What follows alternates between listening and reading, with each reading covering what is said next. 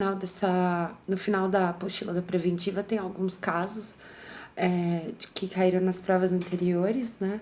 Mas tá bem superficial, assim, tá só para dar uma repassada sobre a laqueadura, que mulheres maiores de 25 anos, ou que tenham 2 filhos vivos, se elas são casadas, elas precisam da assinatura do esposo, né? No caso aqui é uma paciente de 17 anos que ela não faz uso de métodos anticonceptivos, é, tem bolhas na região íntima, que virou ferida, arde muito, provável diagnóstico de herpes, e ela queria saber sobre a laqueadura que ela gostaria de fazer. Nesse caso não é possível, por ser menor de idade, menos de 25 anos, né? E é um procedimento irreversível, sempre colocar esse ponto. E sobre o diagnóstico dela, que é a herpes, faz o uso do aciclovir. Seria importante também já aproveitar a situação para fazer os exames de DST. Sempre falar sobre o uso de camisinha, que previne AIDS e DSTs, né? E indicar também um anticoncepcional oral. O segundo caso fala sobre AIDS, né? Uma moça fica descontrolada ao saber que tem AIDS, porque ela tem filhos, então a gente sempre comunica, explica para a paciente que ela não tem AIDS, ela é HIV positivo, né? Que tem a diferença, a síndrome de imunocompetência, imunodeprimido, né? E o HIV é o vírus em si, o vírus da imunodeficiência. E então tem diferença, nem todos os pacientes que têm HIV vão ter a doença da AIDS, né? Fazendo o tratamento corretamente e tendo controle. A gente vai solicitar o exame de carga viral, orientar a medicação, explicar o uso do preservativo e orientar a paciente, como ela é casada e ela tem filho, é necessário que eles compareçam, que eles façam uma consulta de investigação, né, para ver se eles têm o diagnóstico. E é necessário fazer a notificação compulsória, desculpa. Aí aqui o terceiro caso fala sobre o comunicado da morte do filho, que a gente vai falar, que aí é sobre o protocolo Skype, né, que é para más notícias. O quarto caso seria sobre atestado de óbito, também já tem vídeo, que é sempre preencher, colocar hora, não pode pôr parada cardíaca nunca. O quinto caso é uma paciente que está preocupada porque está tendo muito esquecimento, ela tem uma tia que tem demência, quer saber se é por causa de se tem chances de ser genético, ela tem mais algumas dúvidas, ela fez um mini teste mental, ela fez esse teste mini mental, sua tia, e por isso medicou que ela tinha demência, né? Falava que sua tia era analfabeta, queria saber mais sobre o que era a demência, e ela queria saber o que era incidência e prevalência. Então, a incidência seria o número de casos novos num local e num período, né? A prevalência é o número de casos existentes dessa doença. O mini exame mental é um teste breve para o rastreio de demência. E ele vai abranger a parte de orientação, memória e atenção.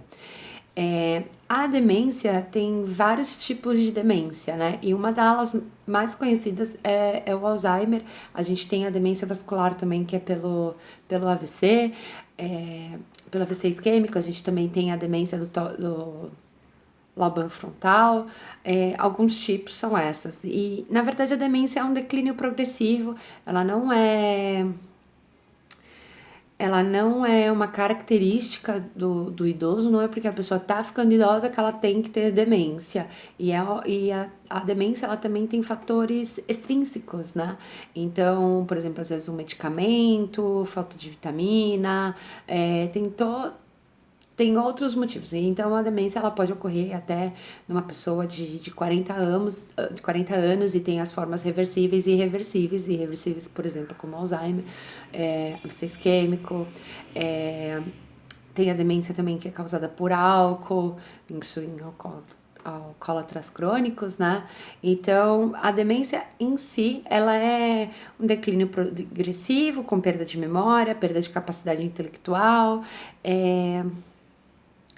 e não faz parte do envelhecimento. Aí, um caso 6 seria sobre uso de drogas, que a gente tem que orientar sobre as drogas, os malefícios que pode matar, risco com polícia, a gente tem que solicitar os exames pela utilização das drogas injetáveis, que seria VDRL, HIV e das hepatites. A gente tem que encaminhar esse paciente pro CAPS, né? E a gente só vai internar um paciente se ele tiver risco de morte. O caso 7 é sobre fornecimento de prontuário. Um paciente que é o prontuário do seu pai que faleceu há 2 meses. A gente explica que fornece o prontuário conforme o parentesco, né? Ele fornecendo o parentesco, a gente fornece uma cópia desse prontuário. Ele também quer ver o prontuário da filha para ver se a menina ainda é virgem. Então, ele não pode ver o prontuário, a gente explica que não pode ver o prontuário da filha por sigilo médico. Mas eu gostaria de saber como foi a consulta. Não pode ser revelado nada da consulta, também por sigilo médico. E informar que, é que eu acho que a minha filha, aqui relata que acha que a filha foi violentada pelo ginecologista. Então, informar também que o exame ginecológico ele é sempre feito com mais uma profissional no momento e que essa possibilidade não existe. Tanto que a gente vê nos checklists de ginecologia que você sempre vai solicitar uma auxiliar de enfermagem para fazer o exame ginecológico na paciente. Independente se você é mulher ou se você é homem, você sempre vai solicitar uma auxiliar. Você não faz o exame sozinho. O que mais? O caso 10 é sobre ebola, porque o paciente viu na TV e ele tinha ido sobre os casos do ebola na África, ele tinha ido na África. Informar que o ebola, como ele é transmitido, que você entra em contato com fluidos corporais, urina, fezes, sangue, não é transmitido por um mosquito, tem uma incubação de 2 a 21 dias, que é o tempo que vai demorar mais ou menos, uma média do tempo que vai, uma média não, de 2 a 21 dias é o tempo que pode aparecer algum sintoma caso você tenha ebola, e ele não tinha febre, ele não teve contato com ninguém que teve ebola, então o risco dele ter ebola seria 0, não só mesmo ter ido à África. E os sintomas da ebola é febre, fadiga, dor articular, dor muscular, dor de cabeça, dor de garganta e tosse. E aí depois com o declínio da doença vão aparecendo outros, né? E o paciente refere que queria remédio para prevenir ou se internar e a gente informa que não tem tratamento específico e que ele também não precisava do medicamento. Falar sobre tuberculose no caso 12, a gente já tem vídeo de tuberculose. O caso 14 era sobre os princípios do SUS. A universalidade que a universalidade quer dizer que todo cidadão tem direito. Eu gosto muito do exemplo do gringo. O gringo vem pro Brasil, ele é atendido. Isso é universalidade. Porque ele tá aqui no país e ele é um ser humano e ele pode ser atendido pelo SUS. Qualquer pessoa pode ser atendida pelo SUS. Integralidade é uma pessoa que em qualquer condição. Morador de rua, mora lá num matagal onde não tem ninguém. Não importa a condição que a pessoa viva.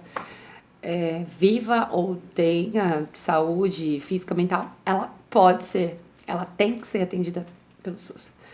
E a equidade é uma igualdade com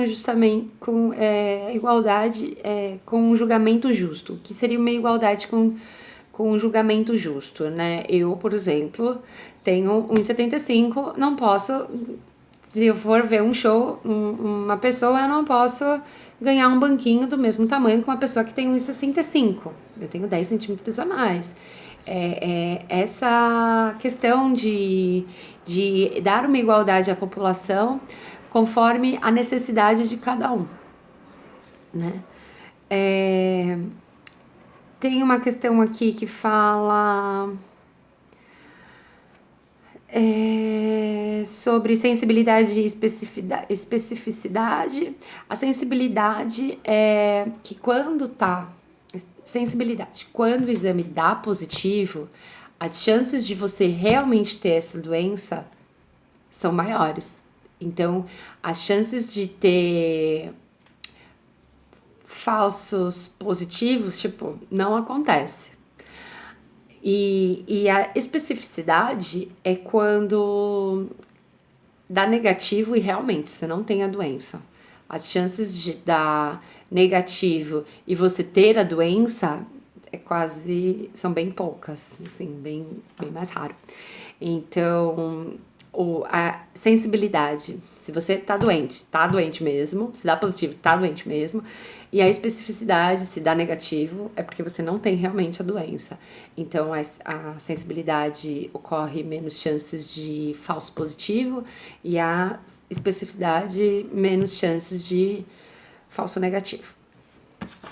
Tem mais alguma? Não, só isso.